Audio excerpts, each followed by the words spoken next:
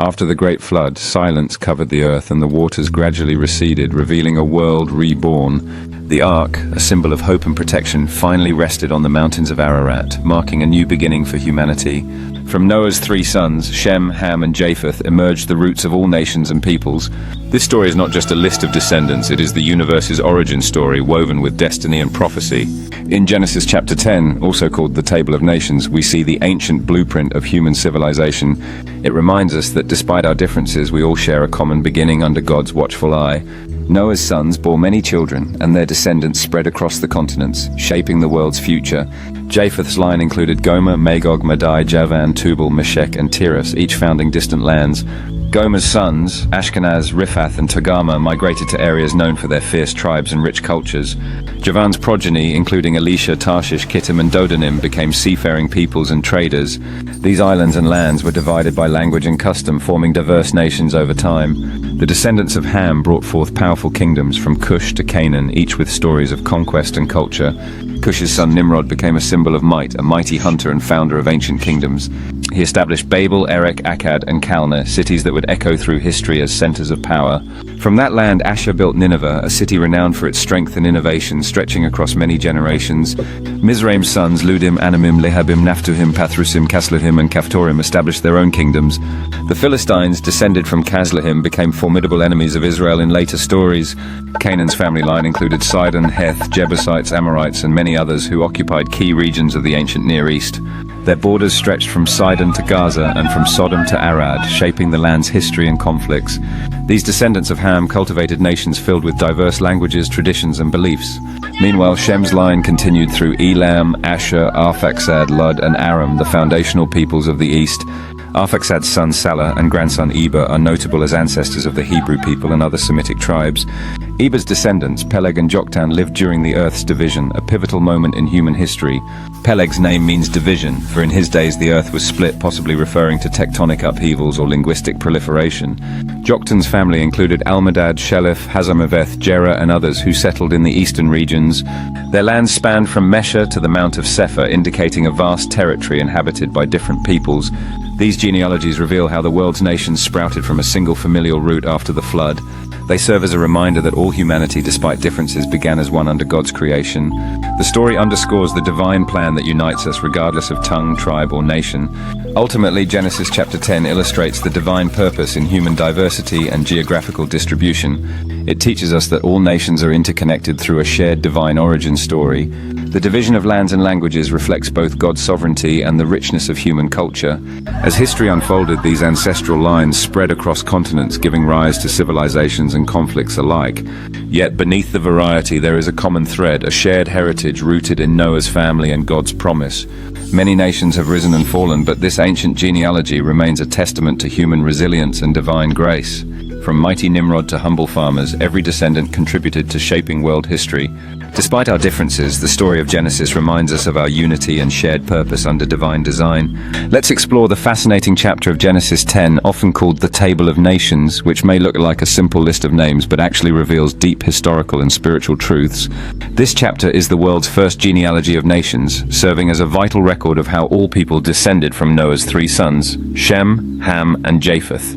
Genesis 10 is the oldest ethnological record known to mankind, documenting 70 descendants of Noah that symbolize the original nations spreading across the earth after the Great Flood.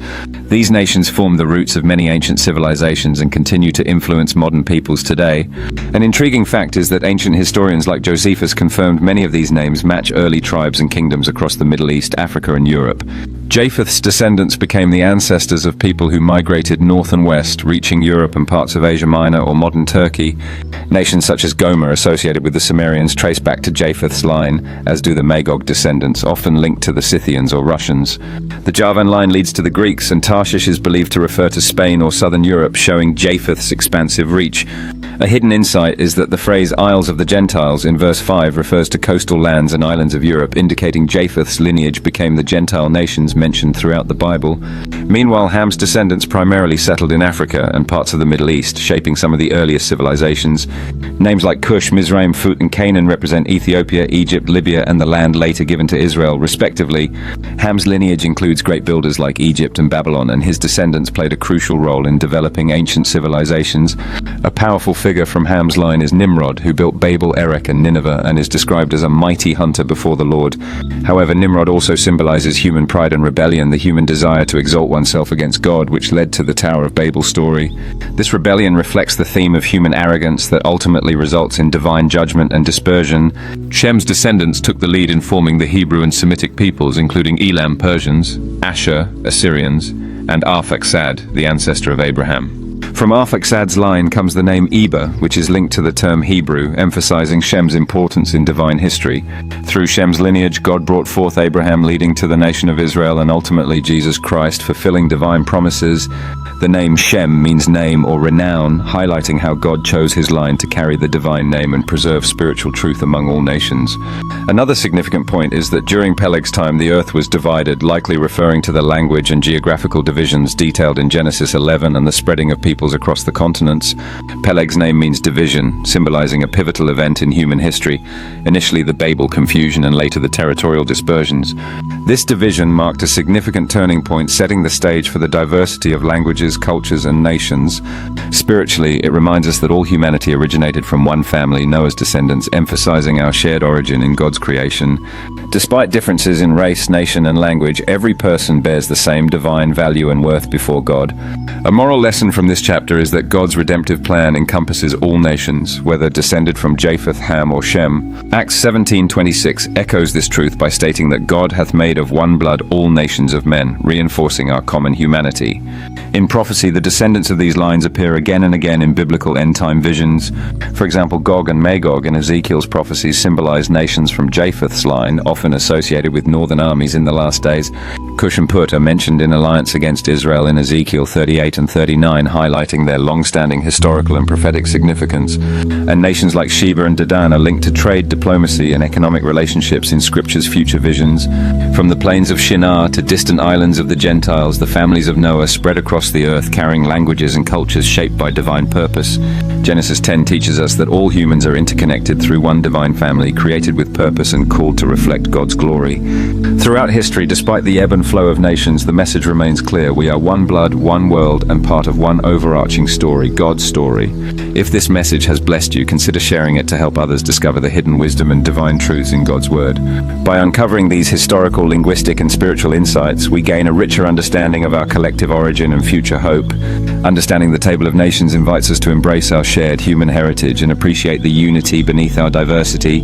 It also reminds us that behind every nation and culture stands a divine plan woven into the fabric of history and prophecy. In recognizing our common lineage, we can foster greater respect, compassion, and unity among all peoples. This chapter encourages us to see beyond superficial differences and embrace our identity as part of a divine family. As the generations unfold, the story reveals that God's purposes are eternal and encompass every nation and every individual. From the earliest days of human history to the culmination of prophecy, God's hand guides the unfolding narrative of humanity. Ultimately, Genesis 10 calls us back to the foundational truth that we are all one family in God's eyes, bonded by His love and purpose. If this message blessed you, don't forget to like, subscribe, and share so others can discover the hidden wisdom in God's Word.